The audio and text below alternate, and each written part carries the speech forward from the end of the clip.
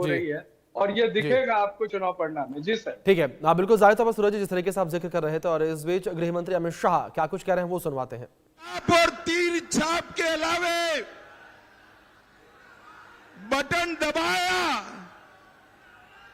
तो नए भेष में नए कपड़ों के साथ फिर से जंगल राज आ जाएगा, जंगल राज आ जाएगा। मुझे बताओ, जंगल राज चाहिए? चाहिए क्या?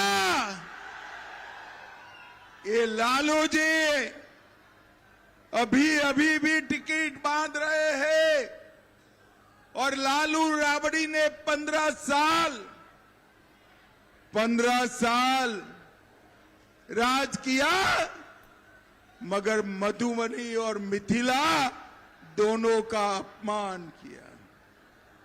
मधुबनी, मिथिला, माता सीता, माछ, मखान, मंडन मिश्र और मधुबनी पेंटिंग का सम्मान अपने नेता नरेंद्र मोदी ने किया। नरेंद्र मोदी ने। मुझे बताओ बेनीपट्टी वालों, मुझे बताओ अयोध्या में राम मंदिर बनना चाहिए था या नहीं बनना चाहिए था? 550 साल पहले बाबर ने प्रभु श्री राम का मंदिर तोड़ा, तब से पहले मुगलों ने अटकाया, फिर अंग्रेजों ने अटकाया, फिर कांग्रेसियों ने अटकाया और फिर लालू प्रसाद यादव ने अटकाया। भाइयों बहनों, 2019 में आपने मोदी जी को फिर से प्रधानमंत्री बनाया। मोदी जी ने 19 में भूमि पूजन किया और 24 में प्राण प्रतिष्ठा कर कर जय श्री राम कर दिया।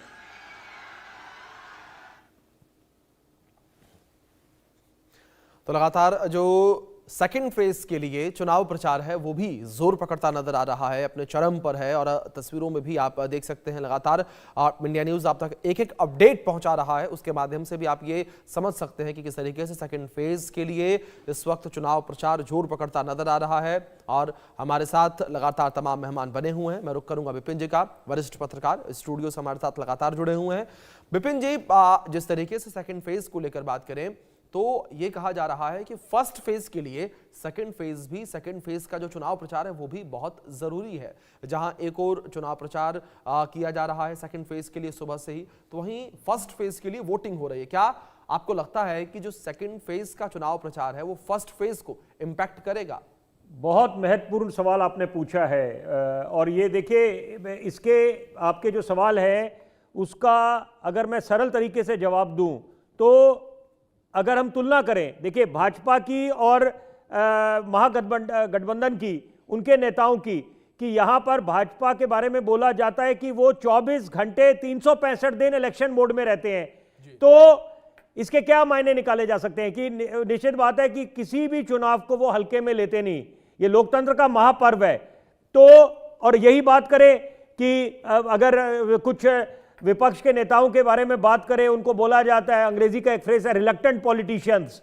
तो ये आपने कभी भी चुनाव, भले ही आपको जितने ओपिनियन पोल्स हैं वो संकेत दे रहे हैं कि यहां भाजपा की जीत होने वाली है, एनडीए की जीत होने वाली है, उसके बावजूद यहां पर आप खुद देख रहे हैं कि देश के माननीय प्रधानमंत्री रैलियां कर रहे हैं। और यहां पर अमित शाह की बात करें तो जितने नेता हैं वो लोग अपना कोई कसर नहीं छोड़ना चाहते, और यही अपेक्षा करी जाती है। लोकतंत्र के लिए यह बहुत अच्छी बात है कि विपक्ष भी हमारा मजबूत हो, और यहां पर किसी से आप अगर कोई सीख ले तो उसमें लगता नहीं है कि किसी का कद नीचे हो जाएगा। हम लोग बात करते थे, जैसे मैं दिल्ली का उदाहरण दूंगा, ये दिल्ली मॉडल है, उसके पहले गुजरात मॉडल था। तो यहां पर यह बात सब पे लागू होती है। दिल्ली में जो अरविंद केजरीवाल ने काम करे, कुछ अच्छे काम थे, शिक्षा का मॉडल की बात करें, उससे प्रेरणा लेनी चाहिए बाकी राजनीतिक दलों को, कांग्रेस को, भाजपा को। उसी तरह से नरेंद्र मोदी जब मुख्यमंत्री थे गुजरात के, तो गुजरात मॉडल बना। तो वही बात है कि अगर यहां पर भाजपा खास तौर पे, और खुद नरेंद्र मोदी की बात करें, देश के माननीय प्रधानमंत्री, गृह मंत्री Amit Shah, they are known to be tough task masters, कि किसी तरह की कोई कॉम्प्लेसेंसी नहीं है, किसी तरह का कैजुअल अप्रोच नहीं है, और हर एक चीज को यहां पर परफॉर्म और perish, report card based performance है। और ये तभी आप देखते हैं खुद चुनावी सभाओं में जब नरेंद्र प्रधानमंत्री जाते हैं, सबसे बड़े स्टार प्रचारक बन के अपने आप में बिल्कुल मैच का रुख बदल जाता है। यहां पर तभी बोला जाता है कि he is the biggest game changer.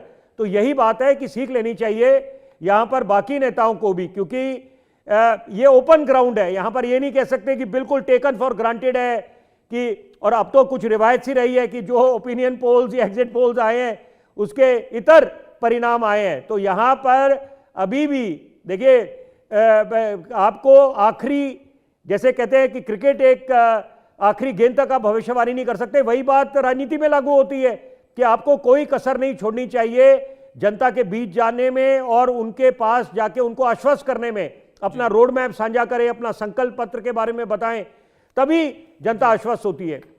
जी बिल्कुल, मैं तमाम जो हमारे साथ मेहमान जुड़े हैं उनका रुख करूंगा, लेकिन इस बीच एक बड़ी खबर निकलकर सामने आ रही है, उसका रुख कर लेते हैं। और इस बीच जो आंकड़े हैं वो निकलकर सामने आए हैं, दोपहर 3 बजे तक के मतदान के आंकड़े सामने आए, 53.77% मतदान हुआ है। ये बड़ी खबर फिलहाल निकलकर सामने आ रही है और काफी कह सकते हैं कि हेल्दी, काफी अच्छे ये आंकड़े निकलकर सामने आ रहे हैं। 53% से ज्यादा, यानी कि करीब 54% मतदान 3 बजे तक हुआ है। दोपहर 3 बजे तक 54% मतदान को लेकर यह जानकारी सामने आ रही है।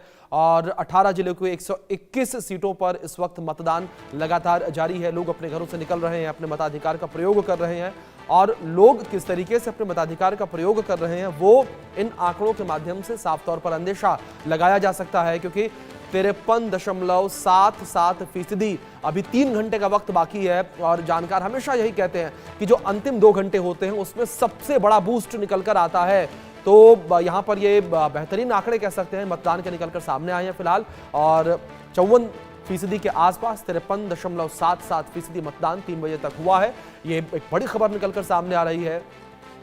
तो बिहार विधानसभा चुनाव को लेकर ये बड़ी अपडेट सामने आई है। मतदान लगातार जारी है, मताधिकार का प्रयोग मतदाता लगातार कर रहे हैं, बूथ पर लोग लगातार पहुंच रहे हैं। ये अपडेट है और इस बीच लगातार मेहमान मेरे साथ बने हुए हैं। विपिन जी, मैं आपका रुख करूंगा एक बार फिर से, और जिस तरीके से आंकड़े निकलकर सामने आए हैं विपिन जी, आप ये कह सकते हैं कि बड़े मजबूत ये आंकड़े निकलकर सामने आए हैं। 53.77% 3 बजे तक, बहुत निश्चित बात है, बहुत प्रेरणा देते हैं, क्योंकि ये लोकतंत्र का महापर्व है जी। और यही अपेक्षा करी जाती है कि आप गिले शिकवे करें कि आपने अच्छा नेता नहीं चुना, लेकिन अगर आप लोकतंत्र के महापर्व में अपनी भूमिका नहीं निभाएंगे तो आपको क्या हक मिलता है।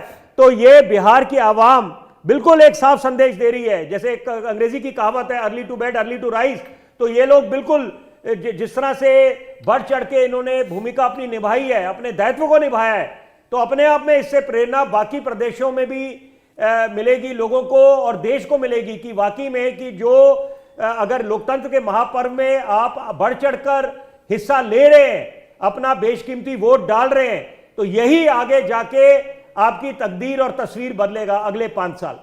जी बिल्कुल, जाहिर तौर पर। और इस बीच हमारे साथ मेहमान भी बने हुए हैं, उनका रुख भी करूंगा मैं। आरजू जी, मैं आपका रुख करूंगा। आप पहले भी कुछ कहने का प्रयास आप कर रहे थे, लेकिन इस बीच सवाल यहां पर फिर से मैं दोहराऊंगा, क्या आपको लगता है कि जो 15 साल के जंगल राज की बात एनडीए करता नजर आता है वो अभी भी आप लोगों के ऊपर हावी है और एक बड़ा कलंक आरजेडी और महागठबंधन के लिए? आरजू जी, देखिए, मेरा मानना यह है कि भारतीय जनता पार्टी बड़ी कॉन्फिडेंट के साथ झूठ बोलती है और सिर्फ झूठ ही बोलती है। आज तक इन्होंने सिर्फ झूठ परोसा है देश के तमाम जनता के सामने। जंगल राज का मालूम है, महानगर पालिका में ये बातें हुई थी। किसी मतलब सुप्रीम कोर्ट के जज ने नहीं कहा था लालू प्रसाद यादव को, महानगर पालिका में ये बातें हुई थी और उस पर ये बातें कही गई थी। तो पहला झूठ ये है। दूसरा जो आपने सवाल किया, थोड़ा सा उस सवाल को फिर से दोहरा दीजिए, क्योंकि आपने 20 मिनट पहले ये सवाल किया था।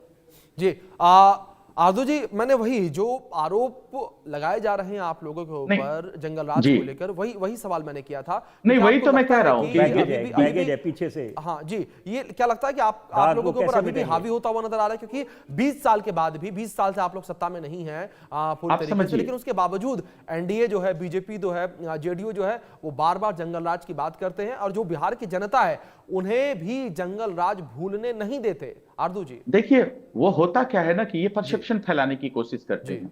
20 सालों का इनकी उपलब्धि इनके पास तो है नहीं।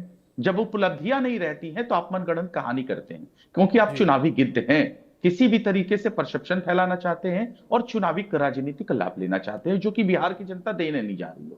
सबसे पहले मैं आपको बता दूं, जब आपके पास उपलब्धियां होती तो आपके पास इतना भीषण शब्दों का अकाल नहीं होता, भाषा में अमर्यादित टिप्पणी नहीं करते आप, भाषाई गिरावट इतनी ज्यादा नहीं रहती। वो वजह यही है कि आपने कोई काम नहीं किया, तो आप आते हैं हिंदू मुसलमान के ध्रुवीकरण पे, रोहिंग्या पाकिस्तान पे आते हैं, SIR घुसपैठ पे आते हैं, बांग्लादेश पे आते हैं। आप ये बताइए ना, आपको मैं एक इतिहास में लेके चलना चाहता हूं। जब राजेंद्र प्रसाद इस देश के पहले राष्ट्रपति थे, पंडित नेहरू के सामने उन्होंने कहा कि मैं सोमनाथ मंदिर का कुछ शिलान्यास करना चाहता हूं। पंडित नेहरू ने उनको कहा कि ये किसी मंदिर के मठाधीश का काम है, ये मंदिर के पुजारी का काम है।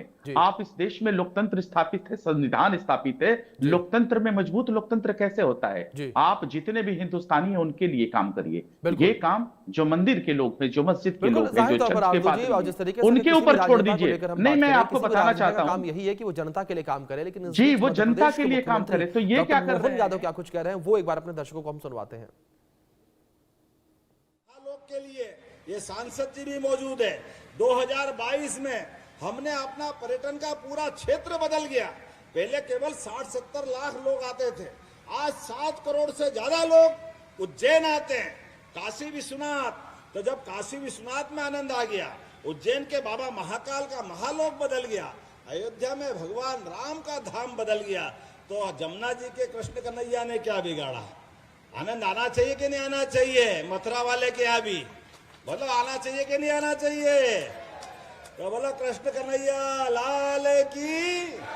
वो जमुना जी का कृष्ण कन्हैया सबकी आंखों का तारा। इस देश के अंदर अब तो गोपाल कृष्ण का जमाना है। जो घर में गाय पाले वो गोपाल, और अपने भगवान कृष्ण पे गर्व करे वो सब गोपाल कृष्ण। तो अब मथुरा भी बदलेगी और यहाँ सीता माता का धाम भी मुस्कुराएगा। पर्यटन के आधार पर गया जी में भी पूरा क्षेत्र बदलेगा। एक के बाद एक सभी स्थानों पर रोजगार के अवसर बनाने के लिए, धार्मिक पर्यटन को बढ़ावा देने के लिए नए नए प्रकार से, अरे मेट्रो ट्रेन मैंने सुना गया में भी आने वाली है। जोरदार अभिनंदन करो। ये मेट्रो ट्रेन पटना में अगर आई तो गया में भी आएगी। ऐसे प्रत्येक स्थान पर एयरपोर्ट बन रहे हैं, मेडिकल कॉलेज बन रहे हैं, हाईवे बन रहे हैं। सभी प्रकार का बदलाव लाते लाते जैसा समय चला है, परमात्मा की दया से किसी की नजर नहीं लगे, लेकिन विकास के मामले में मुझे मालूम है किसान सम्मान निधि 6000 से बढ़ाकर संकल्प पत्र में 9000 की, जोरदार अभिनंदन करो। 9000 जो कहते वो करके दिखाते हैं। बिहार में हमारे अपने कर्पूरी ठाकुर जी, उनने अपना सामाजिक संघर्ष का समतावादी आंदोलन चलाया, लेकिन कर्पूरी ठाकुर जी का कोई ने मान सम्मान नहीं किया। मुझे गर्व है प्रधानमंत्री नरेंद्र मोदी जी ने उनको भी भारत रत्न दिया। जोरदार अभिनंदन करें कर्पूरी ठाकुर जी के लिए। हर वो काम जिससे भारतीयों का मान सम्मान बढ़े, ऐसे कई काम करने का मौका हमको मिला है। मैं आज आपके बीच ज्यादा न बोलते हुए केवल इतनी बात कहना चाहूंगा, राजनीतिक शुचिता और नैतिकता के लिए यशस्वी प्रधानमंत्री कितना ऊंचा सोचते हैं। हमारे अपने देश के अंदर 2014 के पहले काय के घोटाले नहीं होते थे। कोल घोटाला, दूरसंचार स्पेक्ट्रम घोटाला, जाने क्या। तो यहाँ पर लगातार जो प्रचार का शोर है वो इस वक्त नजर आ रहा है। सेकंड फेज के लिए लगातार चुनाव प्रचार किया जा रहा है। तमाम बड़े चेहरे जो हैं वो प्रचार करते नजर आ रहे हैं। तो वहीं फर्स्ट फेज के लिए लगातार मतदान जो है वो भी होता हुआ नजर आ रहा है। लोग अपने घर से बाहर निकल रहे हैं, अपने मताधिकार का प्रयोग कर रहे हैं और आंकड़े जो निकलकर सामने आए वो भी बड़े हेल्दी हैं। और हमारे साथ तमाम मेहमान जो है लगातार बने हुए हैं। संगीता जी का मैं रुख करूंगा इस बीच। संगीता जी, जिस तरीके से यहाँ पर दावे तमाम किए जा रहे हैं और जो आरोप हैं संगीता जी वो आप लोगों के ऊपर भी लगते नजर आ रहे हैं। महागठबंधन जो है जंगल राज की बात जब आप लोग करते हैं तो वो भी पलटवार करता है कि सुशासन बाबू का आप लोग जिक्र करते हैं, लेकिन बिहार का जो क्राइम रेट है वो काफी ज्यादा बढ़ा है। व्यापारियों की हत्या हो रही है। मोकामा को लेकर बात करें, मोकामा की जो घटना सामने आई उसका जिक्र जो है वो महागठबंधन करता नजर आ रहा है। ASI की हत्या चुनाव से ठीक पहले हो जाती है, उसका जिक्र किया जा रहा है। देखिए, गठबंधन जो है, जिसे महाठगबंधन कहा जाता है, वो तो आरोप लगाएंगे ही, लेकिन इनके समय का जो गुंडा राज्य था, इनको याद दिलाइए। ये कहते हैं कि अपराध, कितनी भाषा की गिरावट है। आप एक महिला हैं, आपको शर्म नहीं आती ऐसी भाषा बोलते हुए? अरे मुजफ्फरपुर बालिका गृह कांड पे कुछ बोलिए ना, वहां तो कंकाल निकले थे जमीनों से। गया की उस बच्ची के भी बारे में बोलिए जिसके साथ बलात्कार किया गया। एनसीआर नहीं, आप गलत बोलिएगा तो मैं तो टोकूंगा ना। आप एक महिला है, प्रज्वल रवन्ना पे 2 शब्द बोलिएगा। अरे 2 शब्द बोलिएगा प्रज्वल रवन्ना पे। देश का बलात्कारी विजय शाह पे 2 शब्द बोलिएगा। अरे 2 शब्द बोलिएगा मनोहर धाकड़ पे। मनोहर धाकड़ पे 2 शब्द बोलिएगा। आप महिला हैं, आप महिला हैं, आप महिला हैं। पूरे देश को ठग दिया, घर में दीवार पैदा कर दिया आपने। आपने चिराग पासवान को लड़ा दिया, आपने पशुपति पारस को लड़ा दिया, घर को बेघर कर दिया उन लोगों को, घर में लकीरें खींच दी, और अब बड़ी बात करती है। अरे मनोहर धाकड़ पे 2 शब्द बोलिए ना। भारतीय जनता पार्टी का वो नेता है, वो बलात्कारी महिलाओं के साथ रोड पे बलात्कार करता है। आरजू जी मैं लौटूंगा आपके पास, जवाब मैं आपसे लूंगा, ठीक है? आरजू जी ठीक है, लौटूंगा मैं आपका जवाब मैं आपसे लूंगा, लेकिन